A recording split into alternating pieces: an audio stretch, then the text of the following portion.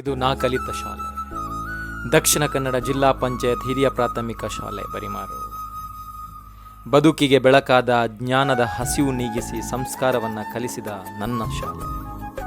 ನನ್ನಂಥ ಅದೆಷ್ಟೋ ವಿದ್ಯಾರ್ಥಿಗಳ ಪಾಳಿಗೆ ದೇಗುಲವಿದು. ಪಾಠವಿತ್ತು, ಆಟವಿತ್ತು, ತುಂಟಾಟವಿತ್ತು, ಅದರ ಜೊತೆ ಬಿಸಿಯೂಟವೂ ಇತ್ತು.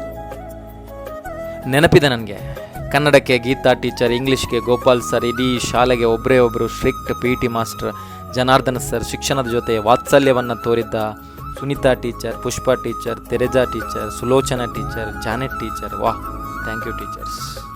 ಮತ್ತು ಅದೇ ಬಾಲ್ಯ ಬೇಕೆನಿಸ್ತದೆ ಅಲ್ವಾ. ಊರಿನ ಸರ್ಕಾರಿ ಶಾಲೆ ಅದು ಕೇವಲ ಶಾಲೆಯಾಗಿ ಮಾತ್ರ ಉಳಿದಿಲ್ಲ, ಅದು ಆ ಊರಿನ ಜನರ ಭಾವನೆಯಾಗಿ ಬದಲಾಗಿ ನಿಂತಿದೆ. ಅದು ನಿರಂತರವಾಗಿ ಇರಬೇಕು ಅಂದರೆ ಸರ್ಕಾರಿ ಶಾಲೆ ಉಳಿಬೇಕು, ಬೆಳೆಯಬೇಕು. ಏನಂತೀರ? ನಿಮಗೂ ಈ ಥರ ಸರ್ಕಾರಿ ಶಾಲೆಯ ನೆನಪುಗಳಿದ್ದರೆ ದಯವಿಟ್ಟು ಶೇರ್ ಮಾಡಿ. Thank you.